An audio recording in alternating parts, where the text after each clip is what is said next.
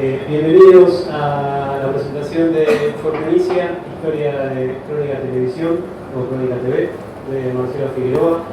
Conmigo va a ser muy breve, simplemente en nombre de Ediciones Continente darle las gracias a todos por estar. Antes de presentar al panel que tenemos por esta noche, simplemente quería contar una curiosidad, una anécdota. A veces se piensa que los caminos de los libros o el camino de la edición de un libro es muy rebuscado o es muy difícil, o te van a rebotar, cuántas vueltas tiene uno que dar, y mirando los mensajes con Marcelo para la organización de este evento, toda la prensa de la editorial, me fui hasta el primer mensaje que tenía de WhatsApp con Marcelo a diciembre de 2016, cuando yo lo había contactado por su rol de productor del noticiero de la TV pública para pedirle una cuestión periodística, y él me dice: che, tengo un libro que estoy escribiendo sobre la historia de Crónica Televisión, y había otro mensaje de Marcelo diciéndome: ¿te acordás del contacto de Continente que me dijiste que me ibas a mandar? Por supuesto, había tardado como 3 semanas en mandárselo, esta cosa que hacemos siempre los periodistas.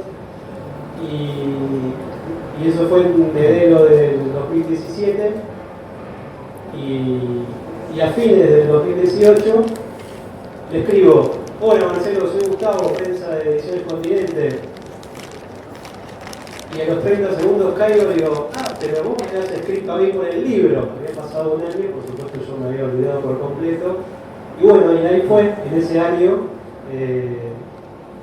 presentó el libro en la editorial y gustó, y acá estamos, presentándolo.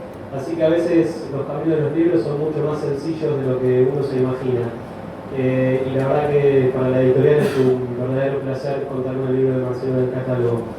Y la verdad que también es un verdadero placer este panel para la presentación de este libro, porque Marcelo investigó un montón para poder escribirlo y poder presentarlo con 2 personas que son parte de la historia del canal. La verdad que es un panel de lujo. Seguramente todos los conocen, pero simplemente voy a decir 2 líneas de cada uno. Graciela Guiñazú es periodista de gráfica de radio y televisión, es locutora nacional y bueno, trabajó en Crónica desde el año 1993. Antes de que el canal existiera, o sea, claro, podemos decir que es prácticamente desde los orígenes y desde la fundación del canal. Fue cronista, fue movilera y en los últimos años le puso la voz a los informes especiales, algo que seguramente veremos y escucharemos en algún momento de la presentación. Bueno, tuvo a su cargo la cobertura de entrevistas, temas de actualidad y recitales, y en el último tiempo también realizando la voz de los informes especiales, sobre todo de los de Roberto Sánchez Sandro, un clásico de Crónica Televisión. Me estoy obviando un montón de cosas más, pero para no hacerlo muy largo. Bueno, a la derecha de Marcelo, Claudio Orellano, también locutor nacional, trabajó en los 80 y en los 90 en Radio Buenos Aires, Argentina, El Mundo, Rivadavia, del Plata, Continental, Nacional, Espléndido, en Larga Lista, y también trabajó en Crónica antes de que el canal saliera al aire. Empezó a trabajar en Crónica antes de que saliera al aire en el año 1993. ¿Qué decir? De Claudio es la voz. Podemos decir de alguna manera que está la cara y la voz de Crónica Televisión, por supuesto Graciela mucho más, y el pitufo. Bueno, y por último el autor del libro, Marcelo Figueroa. Es mi gran karma. Lo tenemos acuartelado igual. Marcelo Figueroa nació en Pelauque en el año 79. Desde el año 98 trabaja como productor periodístico en radio y televisión. Trabajó en SOC, Zona de Investigación, Ser Urbano, El Destape, Visión 7. Y en radio desde hace 17 años integra el equipo de Cheque en Blanco que conduce Alfredo Sayá. Y bueno, este es su primer libro y tenemos el placer de que sea por Ediciones Continente. Gracias a todos por estar y ahora les dejo la voz de los protagonistas. Bueno, gracias a todos por acompañarnos. Tenemos hay que contar una historia de 25 años de un canal que transmite las 24 horas todo el tiempo y tenemos apenas un poquito menos de 1 hora y media ya. Así que vamos Mi idea es hacer algo fluido, les voy a contar el porqué de este libro y después quiero que hablen los protagonistas. Para mí es un gusto que me acompañen. Graciela, que además fue una persona muy generosa, no la conocía, cuando la consulté para el libro, respondió muy rápido y descubrí en ella realmente una de las protagonistas de esta historia. Así que para mí es un gusto que estés, Graciela. No, gracias a vos por la invitación. Esa voz característica, ¿no?, de Crónica TV. Y qué decir de Claudio Orellano, que siempre pensé en el prólogo, o era Claudio Orellano o era Caroso y Narizola. Lo terminaron haciendo los muñecos. Grandes compañeros sí, compañeros de equipo. Sí. Pero decía, ojalá que Claudio esté en la presentación del libro y por suerte vino especialmente además de Córdoba. Sí, es cierto. Bueno, a ver, ¿por qué Crónica TV? Como periodista me apasiona esta historia, porque además es un canal raro, es un canal único, una rareza de la televisión. Obviamente empecé como todo el mundo atraído por las placas rojas, por querer conocer a las personas que redactaban esas placas, el porqué de ese estilo, el porqué de poner un término como pibe en una placa, por qué usar términos como chacal, depravado, demente, loco en alguna que otra placa. Hienas. Muy bien, Olivera. Ese que habla es Fabián Olivera, que es un productor histórico de Crónica. Voy a pedir un aplauso para él. Fabián, vamos. Porque es otro protagonista. Gran productor, Fabián, gran productor. Aparte, compatriota uruguayo. Pues somos compatriotas.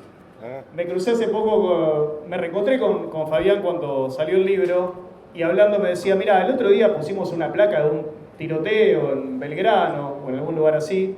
Y él me decía, para nosotros cuando recién arrancamos no era tiroteo, eso era una lluvia de balas. No, porque en el canal de ahora le ponen, el policía intercambió balas con el delincuente. No, lluvia de balas se vinieron. Claro, bueno, ahí tienen, eso es Crónica. Vamos a hablar de ese Crónica. Exactamente, sí, vamos a hablar. Además es Crónica con el uruguayo diciendo lluvia de balas en el medio de la redacción, gritando para que le llegue al... Claro. Bueno, cuando me empiezo a meter con esta historia, cuando conozco a estas personas, los protagonistas de esta historia, digo, bueno, acá hay una historia para contar, que además debía ser contada porque, digamos, para las nuevas generaciones, y hoy también me acompañan periodistas muy jóvenes con los que comparto a diario la redacción de un sitio de noticias, tienen 20 y pico todos ellos. Me preguntaban el otro día cómo era esto de hacer periodismo en la época en la que no existía internet, los chicos. Analógico.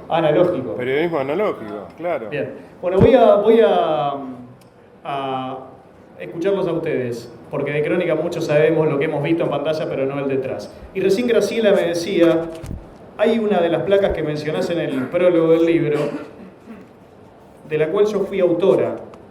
Imaginé cuál era, pero la quiero leer textualmente y que me cuentes esa historia, Graciela, para empezar.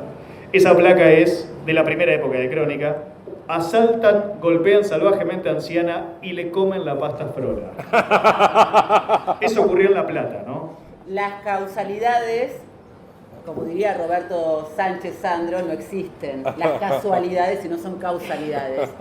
Muchos años después, cuando me fui de Crónica TV, hace mañana, hoy fue mi último día, hace 11 años. O sea, mañana ya no trabajaba, voy a cumplir un nuevo aniversario sin Crónica TV mañana. No existen las casualidades, por algo es, y yo cuando me fui de Crónica me dediqué al periodismo gastronómico, a la cocina, y una de mis placas, que fue, además siempre estuvo en el top, tiene que ver con la cocina, aunque es una historia trágica, por supuesto. Y eso desmistifica algo que cuenta muy bien Marcelo. El autor indiscutido de las placas rojas de Crónica, lo voy a decir Claudio, claro. es Héctor Ricardo García. Totalmente. Y nadie más. Totalmente. Pueden escribir libros, hacer espectáculos, contar otras historias, pero Héctor Ricardo García dijo en medio de la redacción, quiero rojo y no me importa que no sea un color que se use en la televisión, y fue con el rojo. Y Mario Gavilán, que fue el primer director del canal, un director extraordinario que nos enseñó absolutamente todo. Estábamos con dos próceres del periodismo argentino. Dijo, ¿te parece? Y ahí ya estaba la primera placa roja. Y lo que tenían tanto García como Gavilán es que nos dejaban crear. Entonces, si vos veías algo que estaba mejor que lo que estaba escribiendo el encargado de escribir las placas rojas, te decían adelante. Y yo estaba editando, mirando una nota de La Plata que iba a salir así en crudo, como salían todas las notas del canal, es decir, sin editar, pero había que mirarla un poquito para saber de qué se trataba, para pasarle la data, la información al redactor. Y estoy en la edición y escucho a la señora, una señora mayor, jubilada, que estaba internada en la cama de un hospital, la verdad muy lastimada, y bien bajito empieza a contar su historia, y una de las primeras cosas que dice es: me comieron la pasta frola.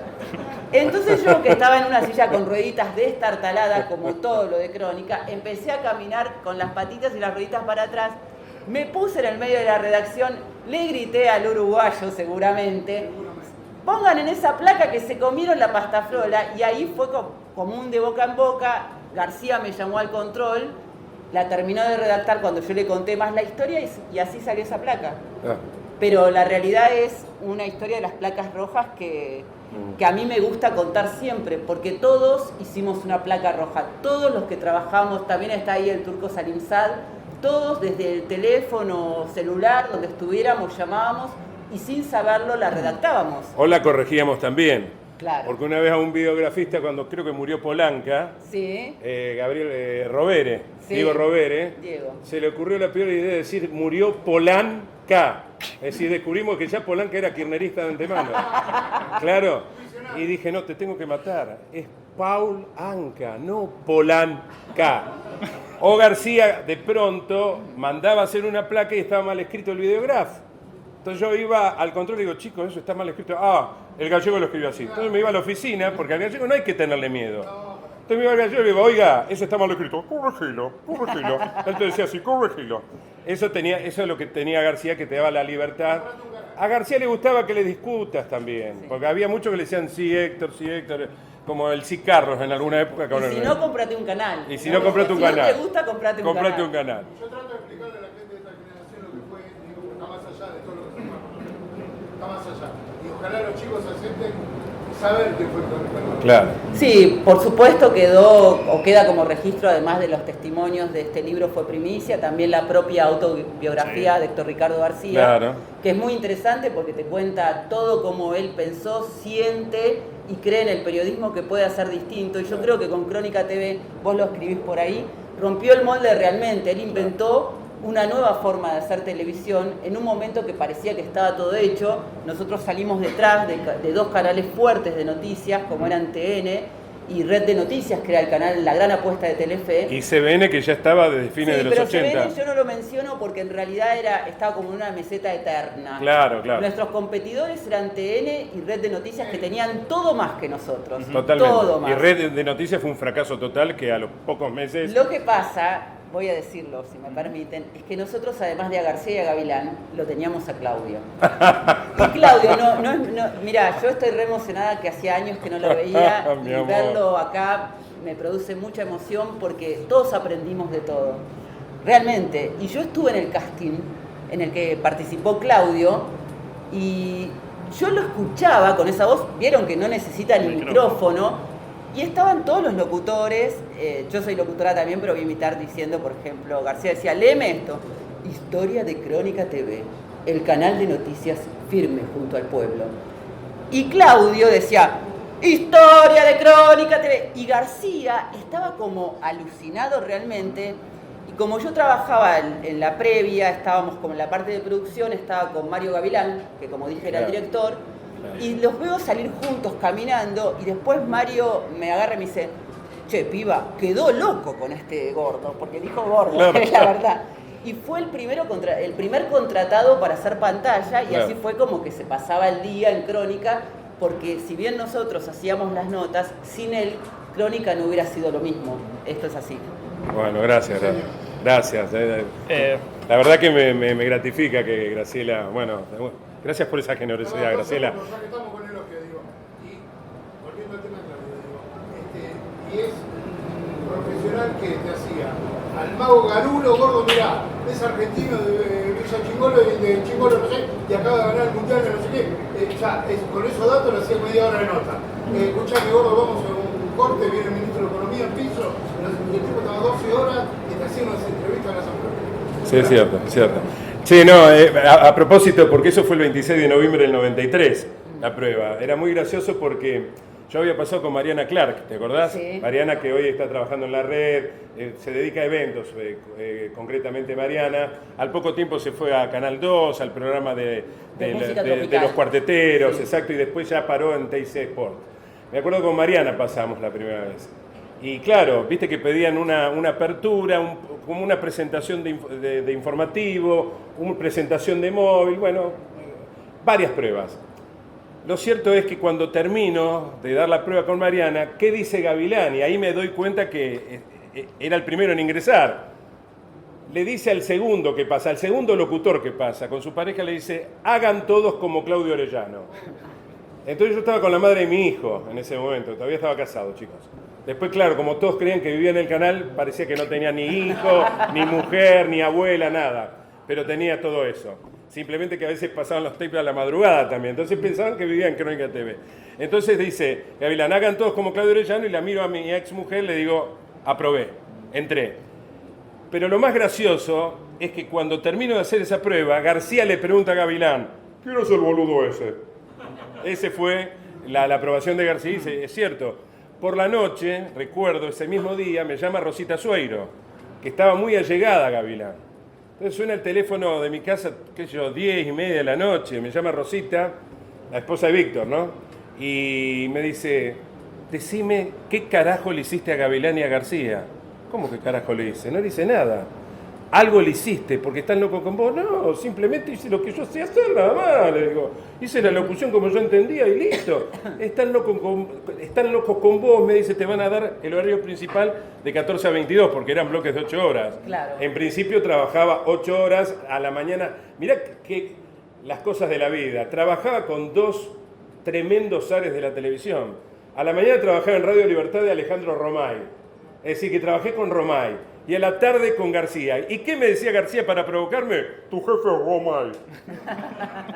¿No? Porque había pica entre ellos. Pero se amaban, en el fondo se amaban. Ellos parecía que destilaban odio permanentemente, pero en el fondo se amaban. Se necesitaba uno al otro, ¿no? Entonces, sí, bueno. En una época estaba trabajando con esos 2 monstruos. Era tremendo, tremendo. La vida me ha conseguido muchas gratificaciones, en realidad, muchos premios, y yo lo agradezco muchísimo porque tengo un grato recuerdo de Romay, y también, pese a que me peleé con García, lo sigo recordando con mucho cariño al gallego. No hace mucho me encontré con Rubén Molina en un viaje a Montevideo y me contó que el gallego tenía la idea de volver a rescatar a las viejas figuras de Crónica TV y que quería hacer un canal. Y dice que el gallego, que tengo entendido que ahora no puede hablar, no sé qué les pasa, tiene una enfermedad muy rara, puso en el papel, ¿y Orellano? Y entonces le digo a Rubén Molina, ¿en serio que te dijo Orellano? Mirá que me peleé con él. No, sí, preguntó por vos. Bueno, yo le dije, bueno, si se llega a dar lo del nuevo canal, porque él entiende que la actual Crónica TV no es Crónica TV.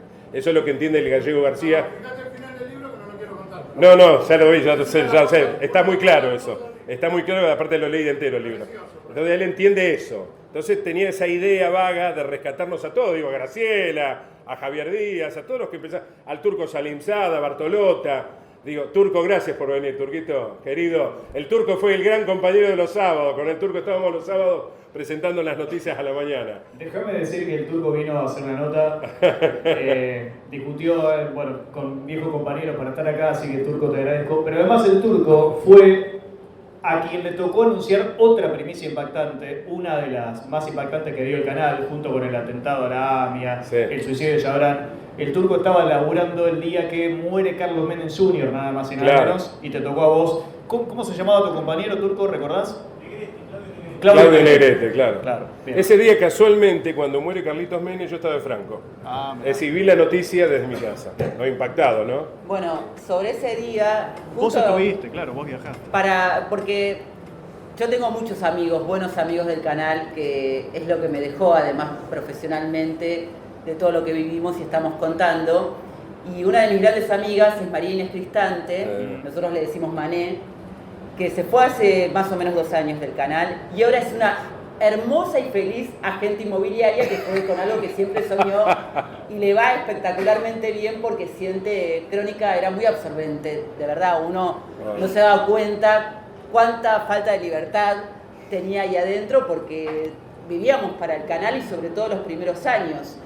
Y bueno, y hablaba con Mané sobre hoy y recordábamos qué notas cubrimos, nos acordamos de algunas que cubrimos juntas, cuando hacíamos un móvil por ahí, estábamos a una cuadra de diferencia, pero nos dábamos el pase, porque García ponía cuando había una nota impactante, como la AMIA que nos pasó, Claro, o Cromañón, siempre ponía más de un móvil en vivo.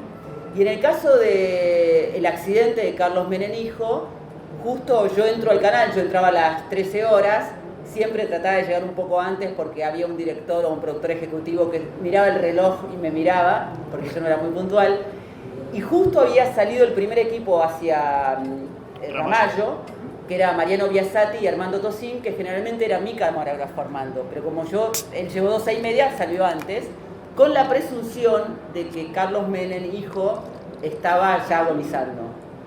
Pero no, la placa estaba embargada, estaba todo ahí esperando que llegara el primer equipo al lugar. Yo llego al canal, salgo con Rubén Molina, que ustedes recién lo mencionaron, íbamos a 200 kilómetros por hora por la ruta panamericana, llovía cántaros, no se veía nada, llegamos de milagro realmente porque íbamos muy rápido. Yo creo que dimos la vuelta en el puente para ver si ya estaban nuestros compañeros o si se habían ido a otro lugar. Estaban nuestros compañeros, estaba el lugar del accidente era tremendo, el escenario, estaba Silvio Oltra todavía, estaban el personal médico y los bomberos tratando de rescatarlo. Y Mariano me dice, corre al hospital de San Nicolás que ya se lo llevaron a Carlitos. Bueno, otra vez a 200 kilómetros por hora, llegamos al hospital de San Nicolás. No se podía pasar, estaba totalmente vallado todo, lleno de automóviles, y con Rubén, que somos bastante inconscientes los dos, saltamos por los autos, como en las películas, íbamos saltando los autos, por adelante no se podía entrar por la puerta principal, fuimos por atrás, no sé cómo llegamos a donde está la morgue, nos sacaron, imagínense cómo, pero ahí vimos muy cerca a Zulema, con su hija Zulemita, y por las caras de ellas nos dimos cuenta que Carlitos había fallecido. Nosotros estábamos con Carlos Aristegui, que era en ese momento uno de los motoqueros del canal, le avisamos que llamara al canal, y con esa noticia, que fue vía celular, pusieron la placa roja. Y enseguidita nos encontramos con el entonces presidente, que estaba con muy poca gente, apesadumbrado totalmente, y yo es el día de hoy que como que tengo flashes de esa corrida, de ir por los autos, de la morgue que nos sacaban de las pestañas, digo yo, y esas dos imágenes que nos sirvieron para entender lo que había pasado. No hacía falta ni parte oficial ni nada, y en eso García también era un atrevido, y es un atrevido, porque él confiaba en nosotros, confiaba en nuestros ojos, como confiaba en lo que Claudio le podía dar en la pantalla, ¿no? Con el tema Lapa particularmente, ¿te acordás? Claro. Que fue una tragedia que ahí la mandaron a Elvira Bustos una noche, Fabián, vos te acordarás eso. Y después al otro día se trazó todo un mapa del recorrido del avión de Lapa. Entonces trajeron imágenes en crudo sobre la tragedia de Lapa y se veía toda la marca que había dejado la nave, cómo había roto el cerco perimetral. Y García te decía directamente, imagen en vivo, hablá. Era así, hablá. Hablaba sobre la imagen. Y vos te estabas enterando como los televidentes. Como los televidentes en el momento. Muchas veces pasamos las imágenes. Estaba móvil en vivo primero, pero cuando fue la tragedia fueron las primeras imágenes que recuerdo que Elvira le hace una nota a 2 sobrevivientes que habían saltado del avión. Porque la primera parte del avión es la que se hace pomada. Y el móvil siguió en vivo y saltaron dos pasajeros y los encuentra Elvira ahí sentado en la costanera, en la avenida Costanera. Tremendo fue eso. Pero después llegan las imágenes del recorrido del avión de Lapa. Y García directamente decía, habla. Viste como el Miguel Ángel parla. Había que salir adelante. Y teníamos teleprompter. Esto es otra cosa que quiero contar. Porque claro, TN era el canal de noticias de la Argentina, el canal que tecnológicamente estaba con toda la avanzada. Y nosotros veníamos a ser el canal popular y nacional, afortunadamente. Los pobres. Éramos los pobres, pero éramos popular y nacional. No, para la gente que compara TN con Crónica en esa época, Claro. TN estaba apoyado por Canal 13, que solo para hacer un noticiero como Telenoche usaba 200 personas. Exactamente. Nosotros 200 no nos reuníamos ni en una sala. Y teníamos teleprompter, pero el gallego entendía, por las características del canal, que no lo necesitábamos. Entonces, cuando vos tenías que improvisar, había que improvisar. Y hablábamos de memoria. Yo tenía digamos, la virtud, sí, de leer todos los diarios. Después me ocupaba de leer la quinta y la sexta de Crónica también. Tenía una radio, me acuerdo, tenía el famoso radiograbador Sony, acá escuchando radio. Bueno, era un enfermo, ¿no? Porque en medio de la pausa seguía escuchando radio a ver si pasaba algo. Un enfermo. Totalmente éramos enfermos. Yo decía siempre que cada vez que uno se iba de Crónica TV a las 10 de la noche, teníamos que tener al lado un gabinete psicológico. Porque realmente estábamos totalmente locos de la cabeza. Más o menos, pero además cuando yo me iba a comer ahí cerca del Congreso, pues yo iba a comer cerca, no te creas que me iba a Edelweiss, no, me iba a Plaza del Carmen ahí frente al Congreso, se acercaba alguno, ponele, inundaciones de Resistencia, ¿me podés decir algo de la inundación de Resistencia? Después de estar 12 horas, yo le decía, por favor, déjame comer, después te explico todo lo que vos quieras. Bueno, vos sabés que yo no miro más noticieros. Yo sigo siendo un enfermo. Recién, vos me decís algo y yo por ahí te digo, ¿qué pasó? No tengo idea, no miro medical, periodismo gastronómico, además de Asandro. Aparte te veo tan feliz catando, negra. Claro. Es que de verdad era muy absorbente. Y lo que yo quería decir, que también eso está en el libro de Marcelo, y vos lo dijiste recién, acerca del canal popular. Nosotros decíamos los hermanos pobres de todos los demás, la familia pobre. Claro. Y tal vez peyorativamente se referían a nosotros. Y además de que todos éramos profesionales, ya sea yo venía de la gráfica, locución estudié en el canal, porque todos mis compañeros eran locutores, y yo sentía que era una gran desventaja para mí no serlo, porque ustedes siempre llevaban con la voz a todas partes, corríamos a una nota, y por ahí Mariné, Juan Pablo Huerri, Javier Díaz, llegaban y decían, estamos en Avenida Figueroa Alcorta y Libertador, y yo llegaba, me moría, necesitaba 10 minutos para recuperarme. Y la verdad es que yo tenía muchos prejuicios también con el periodismo que hacía Héctor Ricardo García, con el diario Crónica, con toda la historia, con el amarillismo, con la sangre, con un montón de cosas que evidentemente no significan nada a la hora de entender que el periodismo es uno solo y es contar lo que pasa. Y eso a mí me sirvió para darme cuenta que no importa donde uno trabaje. Yo venía además de la revista First. O sea, había una diferencia enorme entre Crónica TV y a mí mucha gente, muchos de mis amigos me lo cuestionaban y para mí era un orgullo y siempre lo defendí. Claro. Creo que este tipo de periodismo, como fue Crónica durante muchísimos años, diría que los primeros 10 años de su vida, después las cosas cambiaron, es un ejemplo de que no hay, también vos lo contás ahí, que por ahí había una nota muy importante y hasta que había un dinerillo ahí, que justificaba esa nota y estaba al festival, no sé, de cualquier cosa al aire y esa nota era un compromiso comercial, pero pasaba algo en el país y se cortaba esa nota y no importaba porque lo que valía era el periodismo, lo que valía era la información y el hecho de no editar, que muchas veces nos criticaban por eso, era la posibilidad del televidente de pensar por sí mismo. Porque por ahí lo que después se editaba se sacaba aquello que no era correcto. Claro. Pero vos en una primera vez veías todo. Yo me acuerdo en el 2001, los cacerolazos, que a mí me sacaron a la calle para cubrirlos, y nosotros poníamos el micrófono y se decía lo que se decía. No había una edición. Crónica hoy sería un canal inviable por eso, porque ahora todo se edita y todo pasa por muchos filtros. Teníamos mucha libertad, es cierto, García nos enseñaba a ser libres. Recuerdo una vez que... No quería los adjetivos nada más. No quería adjetivar, pero recuerdo que una vez me topé muy mal con Duhalde, que Duhalde era el poderoso gobernador de la provincia de Buenos Aires. Claro, amigo de él y socio. Claro, y lo traté mal a Duhalde en el aire. Y aparece Gavilán, que Gavilán era muy severo con el resto, pero conmigo no era severo. Entonces aparece Gavilán desesperado, porque ya lo estaba maltratando mucho, no recuerdo el tema, pero sé que lo estaba castigando, y Duhalde acumulaba golpes, amortiguaba los golpes que yo le daba. Y llega un momento Mario detrás de cámara y dice, pará, me dice, déjalo a Negrete, estaba Claudio Negrete a mi lado. Entonces en un momento que Duhalde habla, yo me retiro, se pone Negrete en el atril, me dice, venga gordo, venga que lo llevo al baño. Entonces me acompaña hasta el baño, me dice, ¿estás bien gordo? Sí Mario, estoy bien, pero ¿en serio que está bien? Lo veo muy alterado. No, lo que pasa es que me sacó el gobernador. Gordo, le pido por favor, vaya a maquillarse. Él nos paga el sueldo todos los meses, me dice. Pero en ningún momento, y esto quiero decirlo y señalarlo y enfatizarlo, Gavilán me prohibió alguna pregunta que yo le pudiera formular a Duhalde. Después sí recuerdo que Duhalde vino al piso y estábamos Javier Díaz, que Javier venía de una nota, Mario Sorsoli, el recordado Mario Sorsoli, gran periodista judiciales, el fantasma de los tribunales de Mario, se lo calificaba como el fantasma, y yo. Y viene Dualde. Y lo primero que me dice García, la nota la va a hacer Javier, Mario Sorsoli y el Gordo. Gordo, tratalo bien al gobernador, me dijo. Nada más. Pero en ningún momento me dijo, tenés que hacerle tal o cual pregunta. Tenemos esa libertad.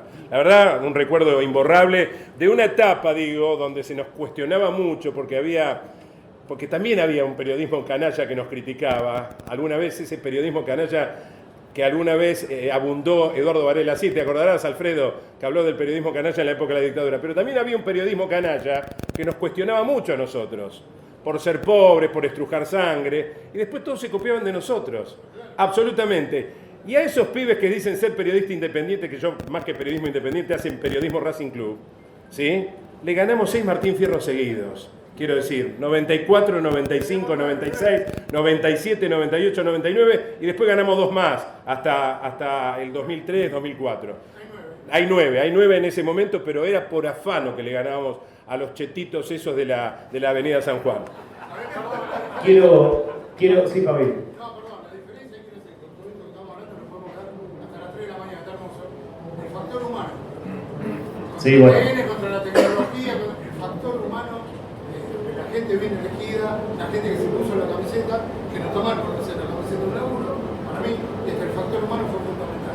Llegaban una nota los pibes y decían, oh, ya, cosas que nos pasa hoy, estamos hablando de crónica agrícola, ¿no?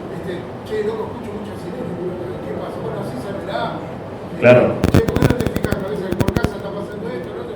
¿Entendés? Y perdóname, Chelo, y agrego esto a propósito que tocó el tema de la AMIA. El día de la AMIA fue un día muy especial porque el día anterior había salido campeón Brasil en la peor final que se recuerde de la historia de los mundiales, en definición con penales con Italia. Gana 5-4 Brasil en un partido paupérrimo, pésimo, 0-0. Y recuerdo que, ¿te acordás? Hacíamos las reuniones de producción, Fabián, 9:15 de la mañana con Gavilán.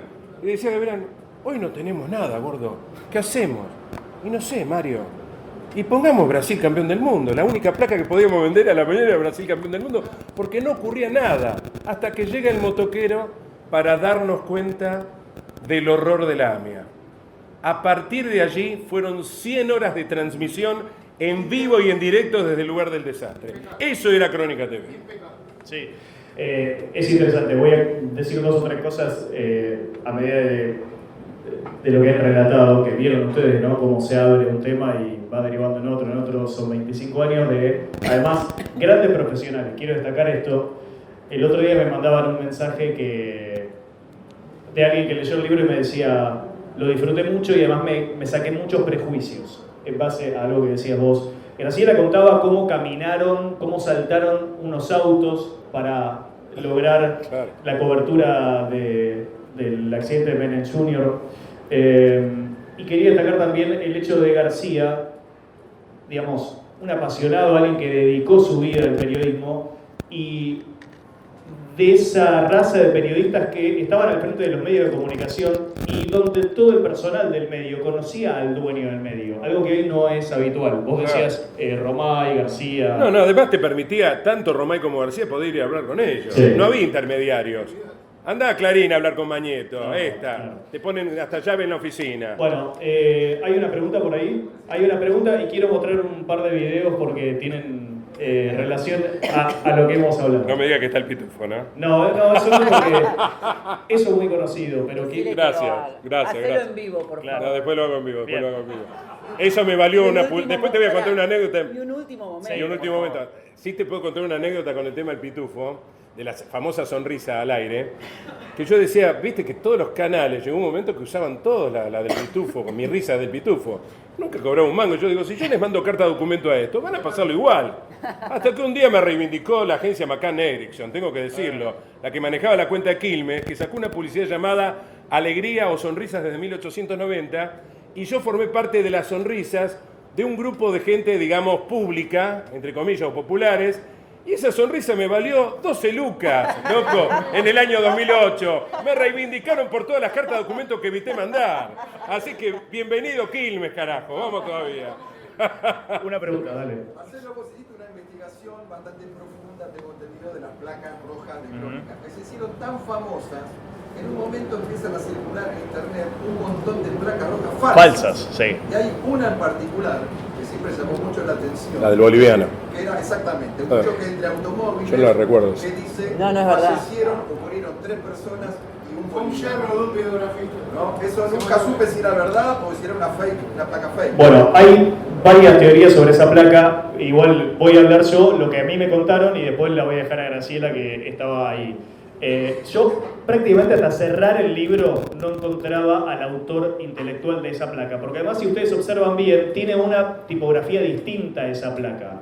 A ver, no es sorpresa que Crónica pueda llegar a usar ese gentilicio de boliviano en una placa, porque de hecho lo han hecho. Yo tengo ahí varias capturas de pantalla.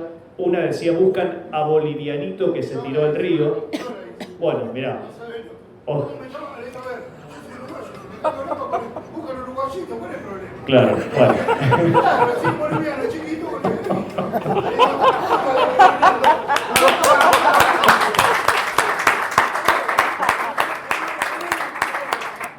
Es un fenómeno, el uruguayo es un fenómeno. Bueno. uruguayito con el Bueno, yo estaba cerrando prácticamente el libro hasta que hablé con una ex redactora y coordinadora de él que me dijo, sí, esa la hice yo, a esa placa la hice yo. Pero bueno, ahí, digamos, me generó la duda y entre una persona que me dice la hice yo, bueno... ¿Coordinadora, redactora? Sí, Anabela Ciarlo. Sí, Ana, Contame vos. Anabela. Sí. Mirá, Oh. si ella te dijo que la hizo, no voy a dudar porque es otra de las históricas del canal, otra de los que llamamos los próceres. Pero yo sostengo que esa placa no fue hacia el aire.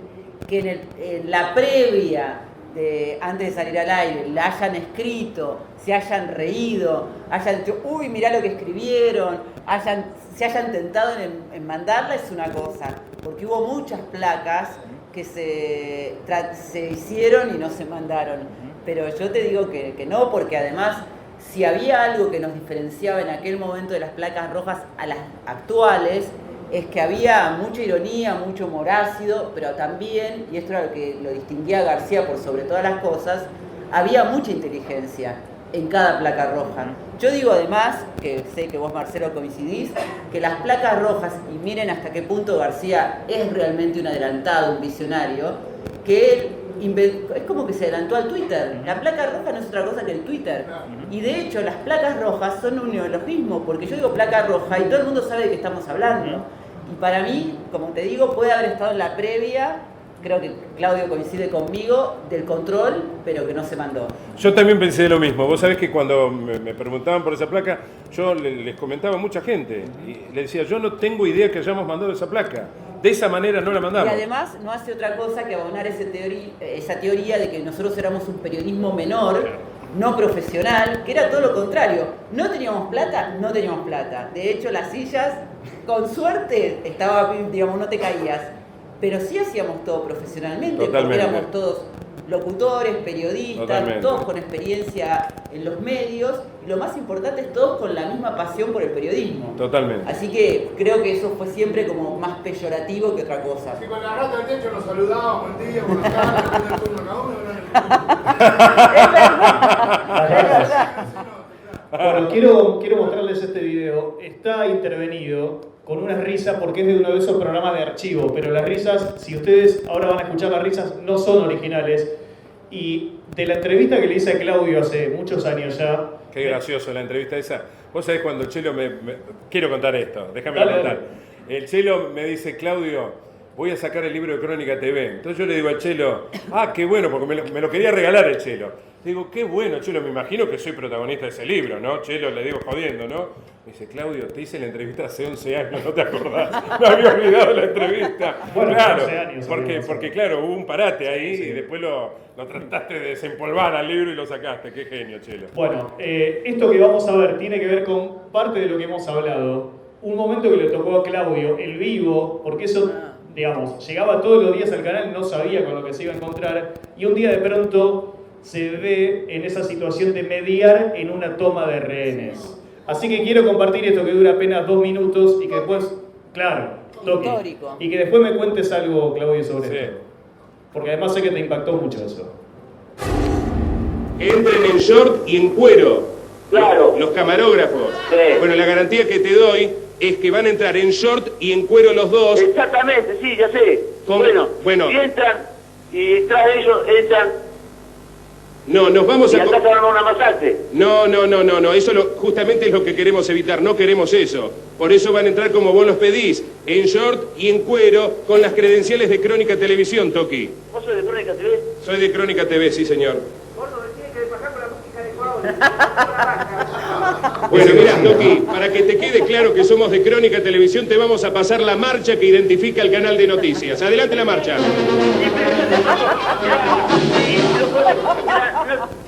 Escuchame, tengo 33 años. Me pones una música. ¿Qué me quiere poner? La marcha de la musiquita de Crónica me quiere poner. Quiero que te tranquilices. ¿Vos lo conocés a Roberto González Rivero? El Riverito, el que hace la danza de la fortuna. Lo tengo acá al lado mío. Mira, ¿Querés escuchar la voz de Riverito para que vos compruebes?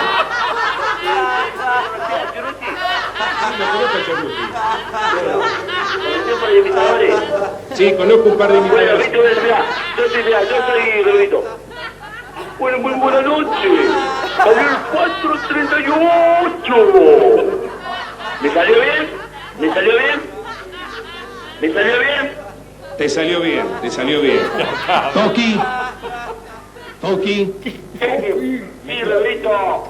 Sí. 438. Mirá, si vos pedís... Bueno, ¿Cómo sos? ¿cómo soy? Pelado. Lo que nosotros te pedimos, que hagas ingresar el televisor, así nos ves. Bueno,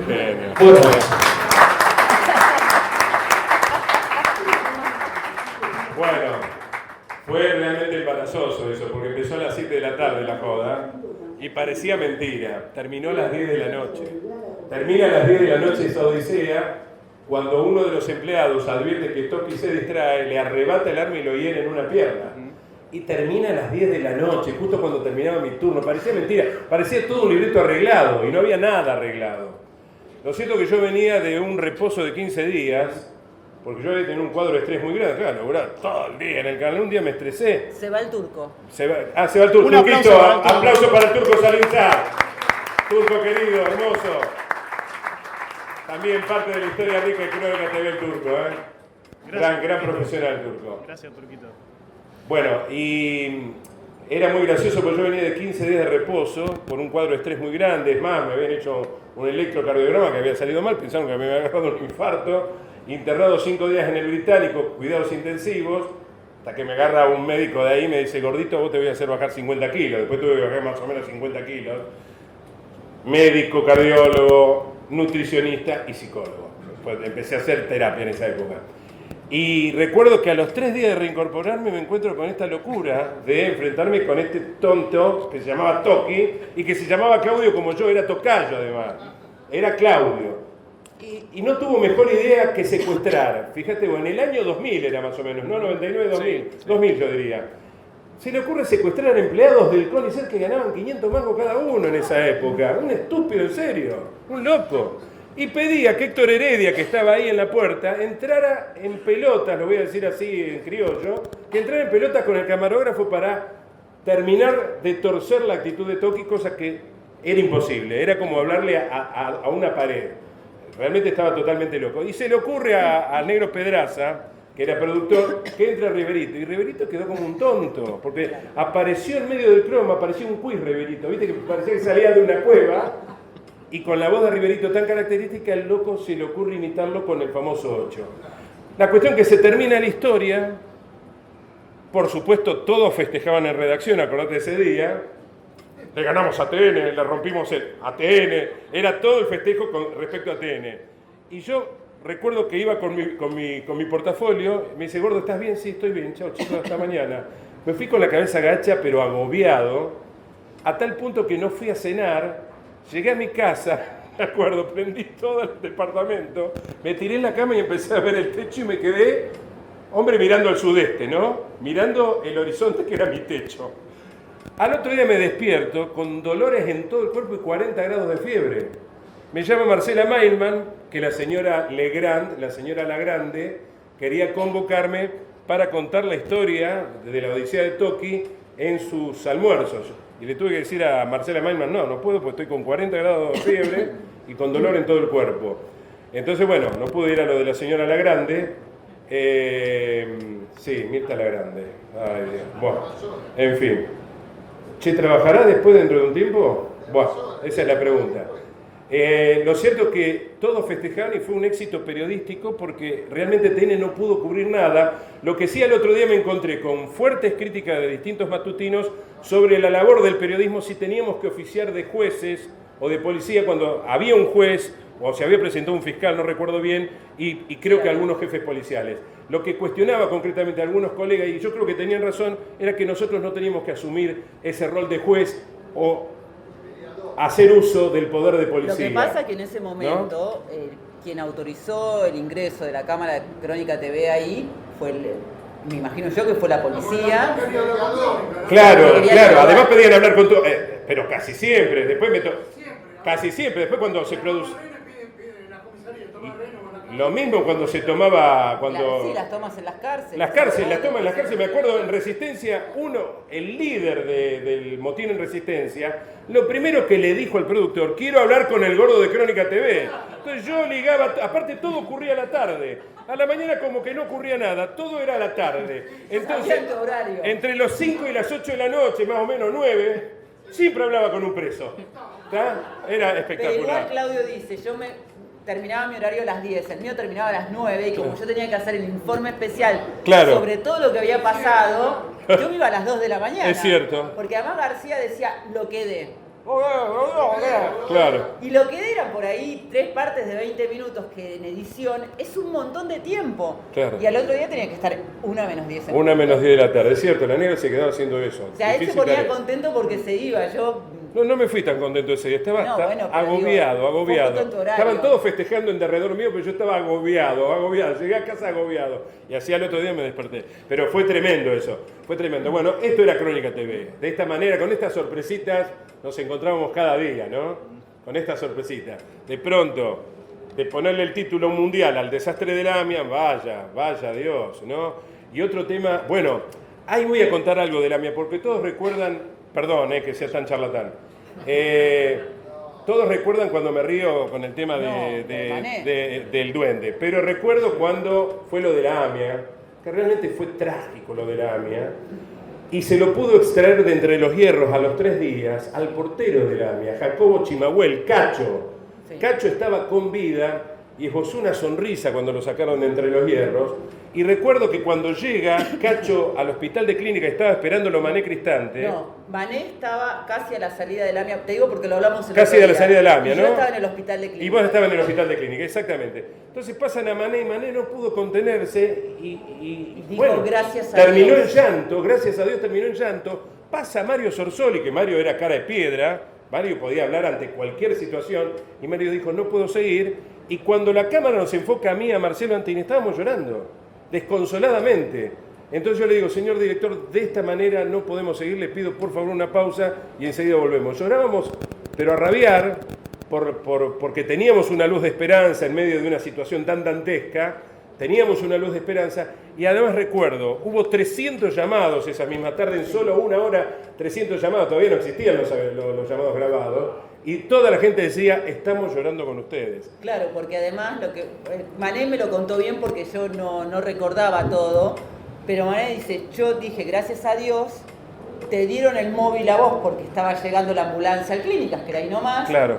Yo no pude decir nada más que está llegando la ambulancia, también me puse a llorar y ahí ocurre... No, fue tremendo. Y fíjense como las casualidades, lo que decía al principio, no existen, que hace poquito fui a una muestra en la AMIA de fotografía de Maximiliano Bernaza, que es un fotógrafo extraordinario con el que trabajé en Revista Gente, hizo toda una muestra de 11. Y de AMIA puso una estrella, la de Jacobo, sin saber en la historia. Podría haber elegido cualquiera de las estrellas que hay cerca de la AMIA, claro, para retratar, y eligió esa. Entonces yo me la puse a mirar y le cuento a la persona que estaba al lado mío, que es Pablo Ferraudi, el hijo de la viuda de Sandro, le digo, mirá, justo esta estrella fue a poner, y empiezo a contarle la historia. Otro fotógrafo me escucha, lo llama Maxi me dice, no tenía ni idea.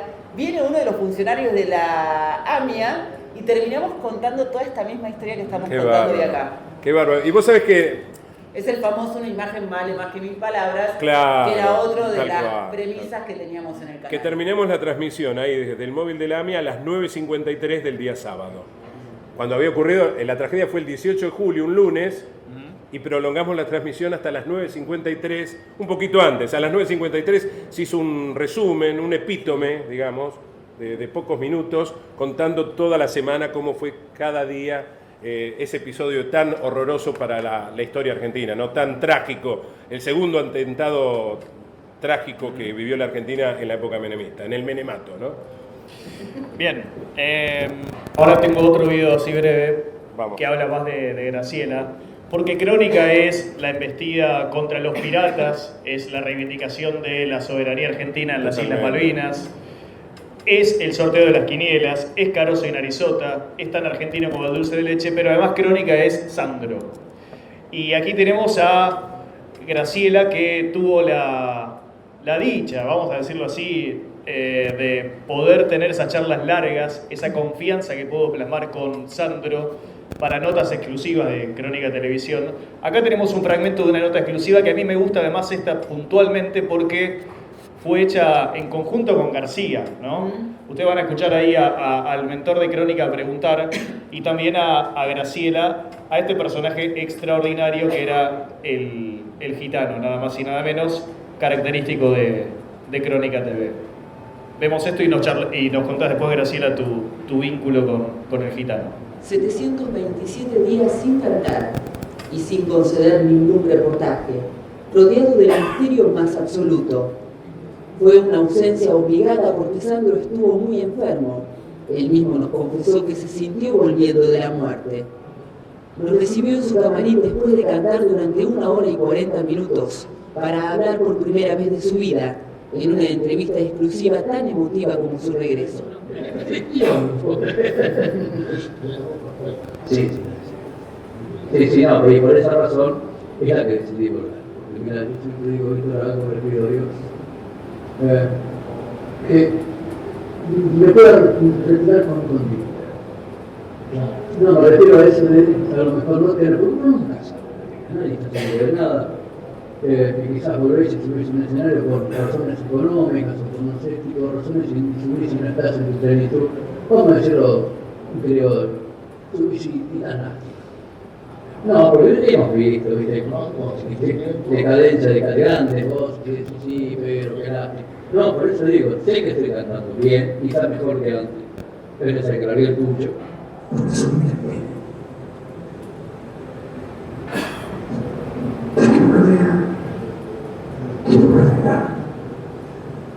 Son las manos de Dios.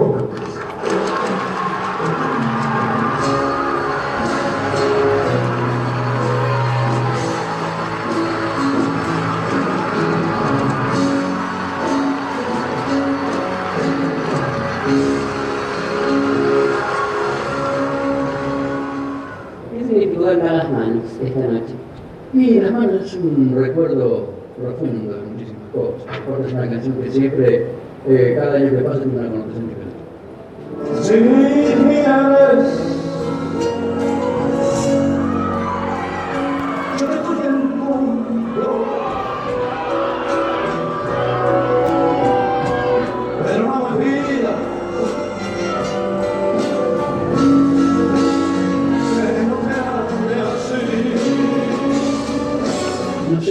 No sé cuál es el misterio. Lo único que puedo decir, gracias a Dios de verdad por esto y por seguir estando. Gracias.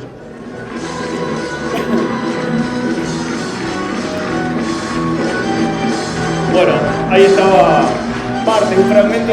Les recomiendo ver esta entrevista, está entera en YouTube.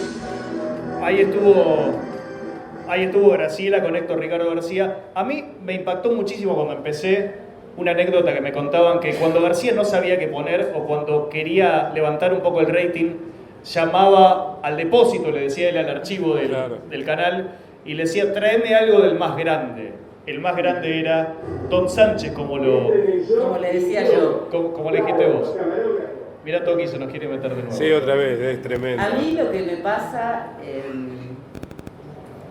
bueno, ustedes no me conocen, que me emociona de verdad esta nota, porque lo estoy entendiendo ahora después de verla, que no hay nada que hable mejor de mi relación con Crónica TV que esta nota. Todos los prejuicios que yo contaba antes, que yo misma tenía hacia el periodismo que hacía García, tenían que ver con Sandro también. A mí Sandro no me gustaba, no lo conocía, más que 2 o 3 clásicos y le pifiaba en el nombre. Por ejemplo, yo le decía, por ese palpitara, porque yo te amo. Y por supuesto, una de las primeras cosas que García me enseñó fue que Sandro era de Crónica y nos lo pasaba hasta en la sopa. Así que a fuerza de estar en el canal, empecé a aprender sobre Sandro.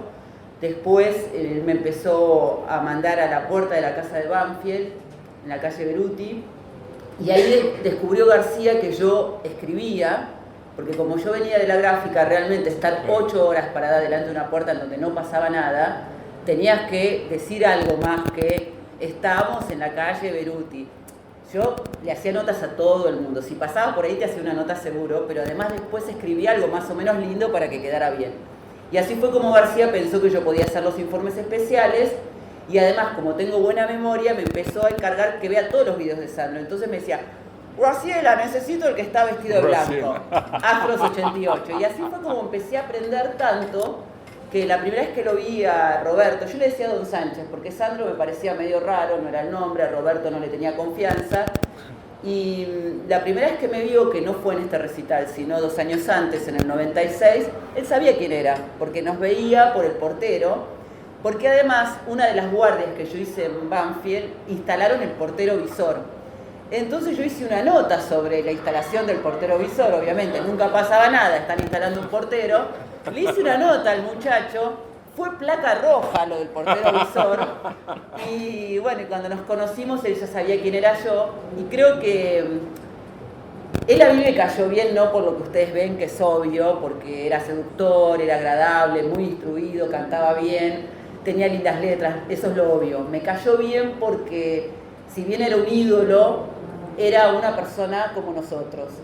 Y yo le caí bien a él porque, si bien él era un ídolo, yo lo traté como una persona normal, justamente porque para mí no era alguien inalcanzable.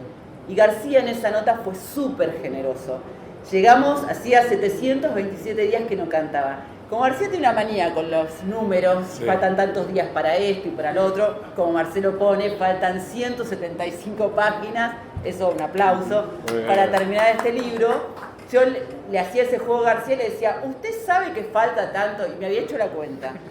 Viajamos de Buenos Aires a Rosario, muy expectantes, García vino con nosotros, en su avión privado.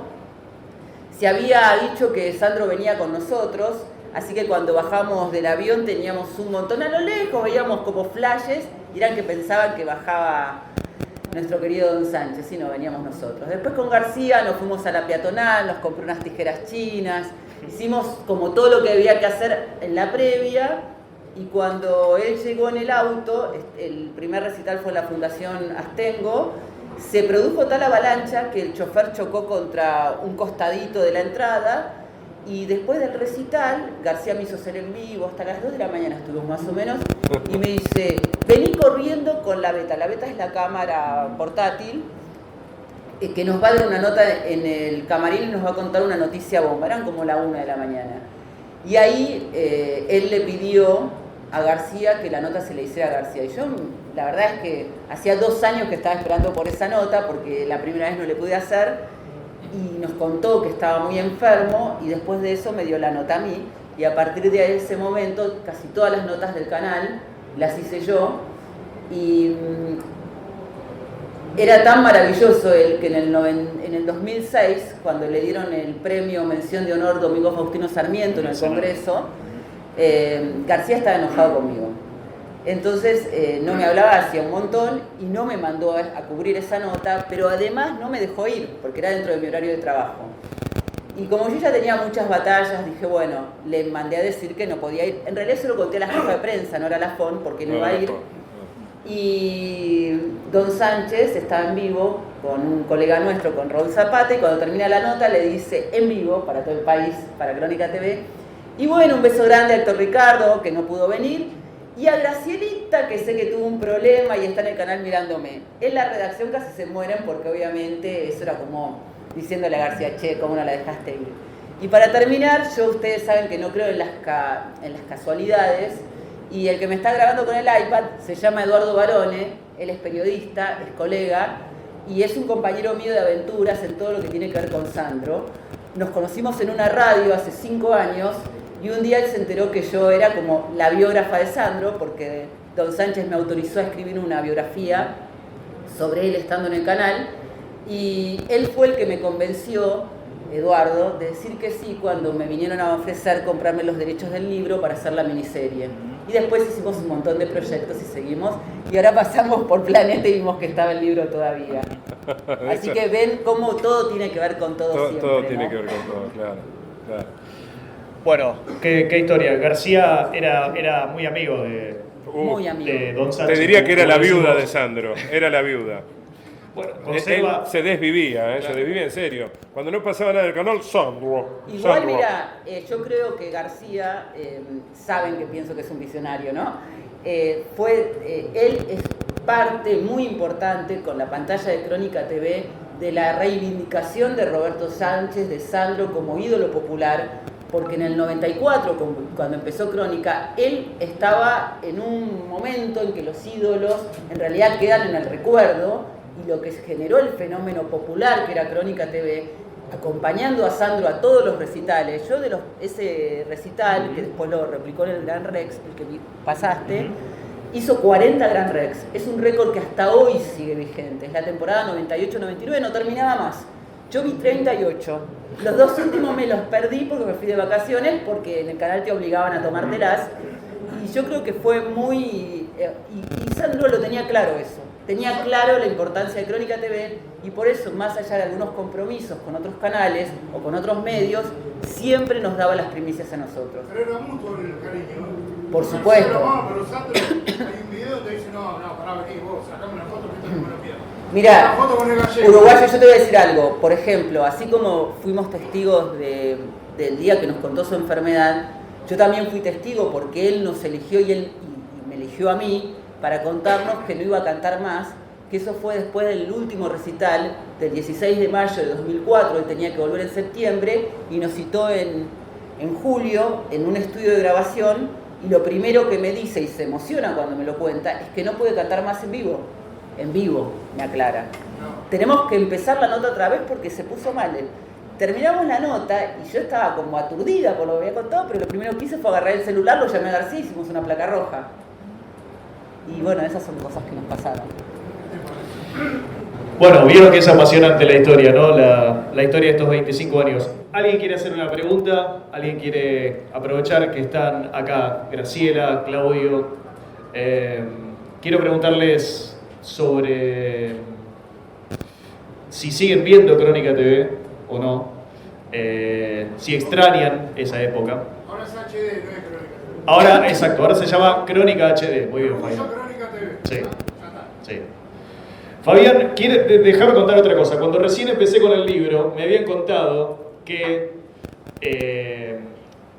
ustedes tenían siempre las primicias. O sea, pasaba algo y antes de que lo supiera la policía o los bomberos lo sabían ustedes. Totalmente. Nosotros llamamos al examen más de una vez. Totalmente. Tenés un chiquito ahí, está todo roto, lastimado. El cronista me había mandado la moto, que todavía el examen no lo está. Inclusive te puedo dar letra para que hagas una nueva reedición de Crónica TV con más temas. Bueno. Claro, Chelo puede hacer 5 libros más tranquilamente. Porque además tuvimos la historia de un polizonte, ¿te acordás? Walter del Pueblo, el chiquito que se cayó de un tren y perdió una pierna. Y nosotros tomamos imágenes en crudo después de la operación de Walter del Pueblo. Sí. Y fue una historia que duró días. Y cuando no había temas de la realidad muy pesados, también se hacían historias de vida. Exacto. Como lo de la gitana Maru. Sí. Con la de la gitana Maru, que fue espectacular. El perro que siguió a Lillera en el hospital de Álvarez. Exactamente. Y le pusimos, tenemos 32 millones, las vacas que andaban por la General Paz. ¿Te acordás? Que le andaban corriendo, claro. Perdóname, y con esta sé que te vas a acordar. Una placa ¿Cuál? histórica de un gato de 2 cabezas, Sí. internacional, Y me mandaron a cubrir la mía, era cronista yo todavía, recién empezaba el canal.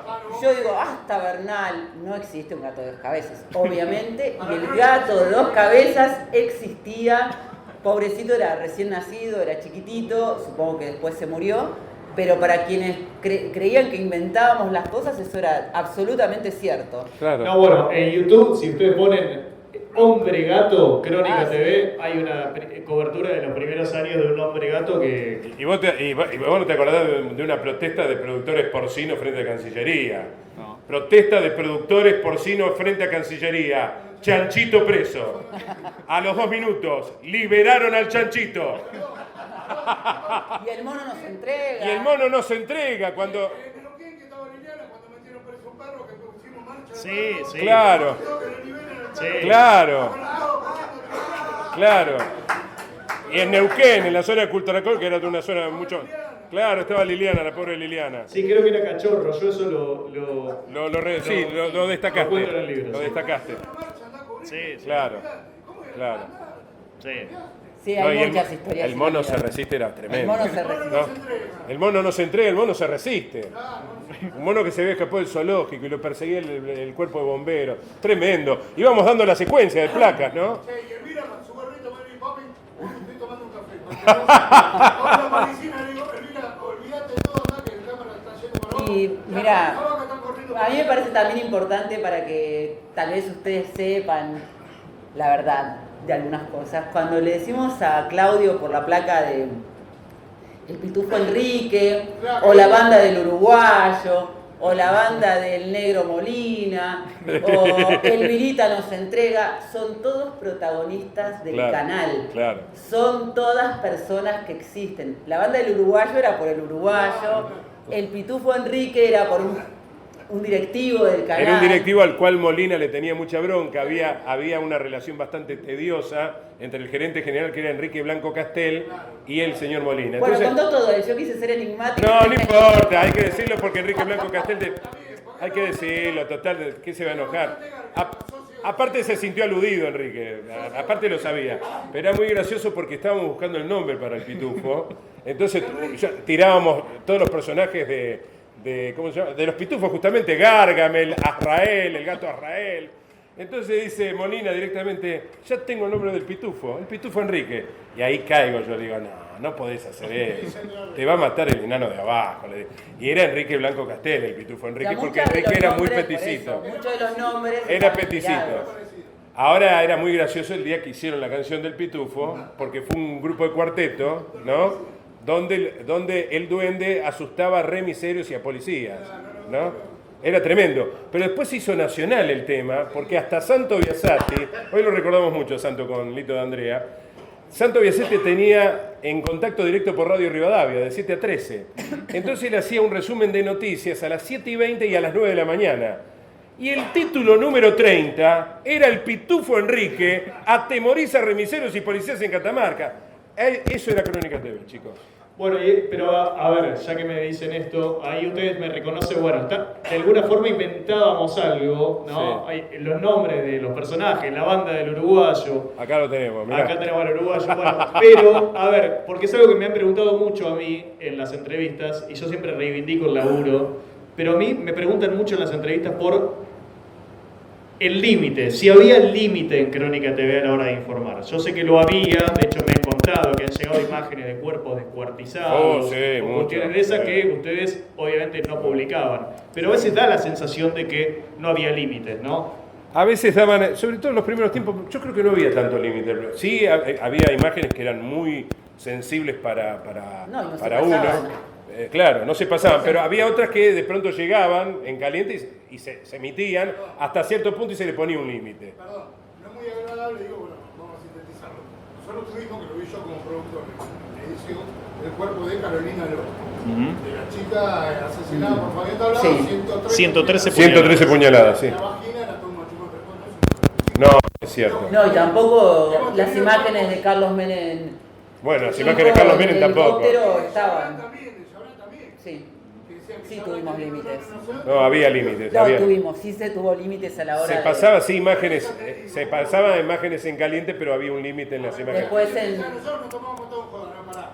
tratábamos de joder lo que me gustaría hacer hoy en televisión, descontracturar un poco, no tanto dólar de fisificado, poner un poco de humor con él, pero pará, un poco de... No, bueno, sí, algunas placas eran bastante irónicas, sobre todo, me acuerdo de un chiquito, de un petizo depravado, era terrible leer esa placa, porque, viste, había que ser de Roca, leer y ser de Roca. Bueno, igual hoy hay placas que no podrían ser construidas por el momento en el que vivimos, estarían incorrectamente redactadas, todo cambió. Claro. Pero la verdad, yo siempre sentí que hubo límites, aunque a veces yo no estuviera de acuerdo con algunas cosas que se pasaran o me parecieran fuertes, la verdad es que tuvimos la posibilidad muchas veces de ver cómo se decidía no pasar al aire algo que directamente no tenía ningún sentido. Y otro fenómeno a recordar, el de Rodrigo, ¿te acordás, Fabián? Que ahí logramos con la transmisión de Rodrigo. Recuerdo que eso fue a las 5:30 de la mañana. Yo venía de una cena, de una fiesta, me acuerdo, y siempre esa locura de llegar. El sábado yo tenía que laburar a la tarde. Y llegué casualidad, prender el televisor en Crónica TV, 5:30, y se había producido lo de Rodrigo, justo un 24 de junio, el día de la muerte de Gardel, del año 2000. Sí. Y García, cuando llegó a la tarde, yo me imaginé, apenas me vio, me dijo, gordo, Rodrigo toda la tarde. Sábado, a punto tal que tuvimos 11.2 de rating, superando los canales abiertos. Bueno, hay una anécdota que con relación a lo que pasó con Rodrigo. Cerramos con esto, chicos, bueno, tenemos que entregar la sala. Le diría que es como irónico y tiene que ver con lo que significa crónica. Una cronista que faltó, supuestamente porque estaba enferma y tendría que haber cubierto la muerte de Rodrigo, el sepelio. Y bueno, dio parte de enferma y como nosotros transmitimos en vivo y directo las 24 horas, los 365 días del año, una cámara de Crónica TV tomó a esta cronista despidiendo los restos de Rodrigo y bueno, la suspendieron, creo. Sí, claro. Crónica no perdonaba ni a nadie. Bueno, quiero agradecer especialmente a Graciela Muto, que estés acá, sos protagonista de esta historia, insisto, muy generosa desde el primer momento. Claudio, ¿qué decirte? Soñaba con con que estés acá, con que hagas el prólogo. No pudieron venir los muñecos. No pudieron venir los muñecos. Me hubiese encantado ver a los Telecher. Era fabuloso, quiero decirlo esto, porque era fabuloso verlo a José Luis. Perdona, ya te larguemos la sala. Era fabuloso verlo a Telecher, a José Luis y a Patricia. Porque Telecher se recostaba en el piso, tenía un visor, y a través de ese visor movía el muñeco, de una manera espectacular. Y hacía las voces de Caroso y Narizota. Y la hermana se colocaba a Caroso encima. Patricia se colocaba a Caroso encima y naturalmente el muñeco tomaba vida. Era espectacular. Y tenía algunas sorpresitas, Narizota, que las voy a contar en otro momento. Yo creo que vos tendrías que decir, último momento, fue primicia, histórica, Crónica TV, el canal, Marcelo Figueroa. Dale. Vamos. Bueno, reiteramos, fue primicia de Marcelo Figueroa. Historia de Crónica Televisión, el canal de noticias firme junto al pueblo.